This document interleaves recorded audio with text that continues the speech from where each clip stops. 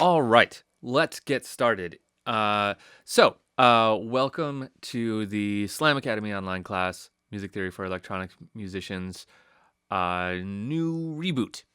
So, what we're going to do in this first chunk is talk about our first kind of main few things, which is the keyboard layout and finding octaves. So, first, we're going to talk about the keyboard layout. So you've seen this before, this thing we're looking at here on the screen.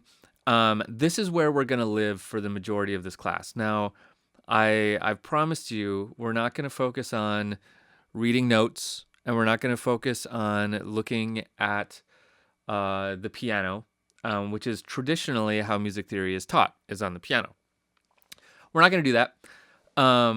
But we are going to spend all our time here in this thing that we call the piano roll editor.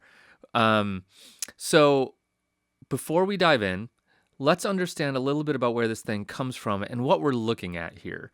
So what we're looking at is basically a piano on its side, right? So we are kind of tied to a piano, but don't let that freak you out.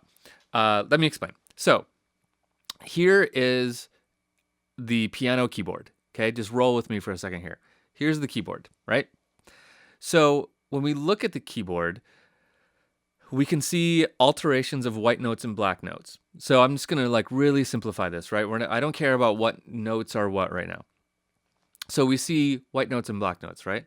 Now, if we take that keyboard and we spin it on its side, and then we kind of crop the excess notes off, and then we extend all the notes out, then we end up with exactly the piano roll editor, which you can see here. I'm looking at it here in Ableton Live.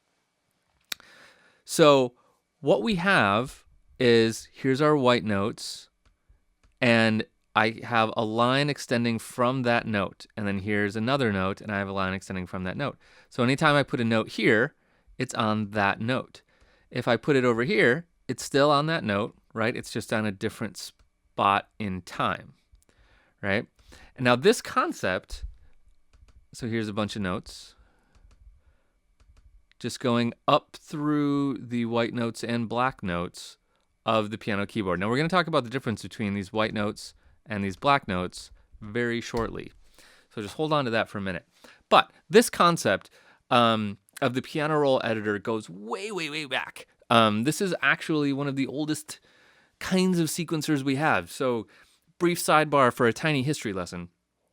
The piano roll editor, I can't even remember when it comes about, but sometime probably around the 1900s. It predates the phonograph, your record player, by a little bit, I think, actually. It's like a crazy old piece of technology, and it's really interesting that a crazy modern piece of technology, like any professional sequencer, uses the same basic system. But what a piano roll editor was it was a piano with this paper roll in it, and you moved the roll by pedaling the piano like a bike, kind of. It had these pedals that would push air through the roll, and the roll looked just like this. And each of these was a hole in the piece of paper.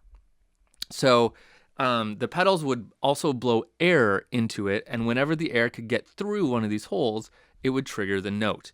And that would make the piano basically play on its own. All you had to do was pedal it and so you would buy a piece of music in this piano roll paper roll thing. That's like, you could buy music that way, and you'd put it into your piano, and then you'd pedal it, and then you'd see the keys moving on the piano like an old like a ghost was playing it. They use these in horror movies all the time for that exact reason. That was called a player piano, or another fancy word for it would be a pianola. And that's where this general concept is taken from. That idea of all the notes kind of spread out in a line to show time, and putting little dots or holes or lines to show rhythm just worked out really well for sequencing. So that's why we use it. But all we're really looking at here is a piano, just laid on its side. And we don't care about the actual piano It's just a really convenient way to show us where the notes are. So we have low notes down here and we have high notes up here. That's all we really care about. So that's what we're looking at when we see this. Up here, we're looking at time. We can see bars and beats. So here we're on the first bar of this particular clip. Here we're on the first bar, beat 2, beat 3, and beat 4. So we're looking at a 1 bar pattern with 4 beats in it, right? So that's what these 4 big chunks here are representing. Cool? So that's the basic concept of what we're looking at in the piano roll editor.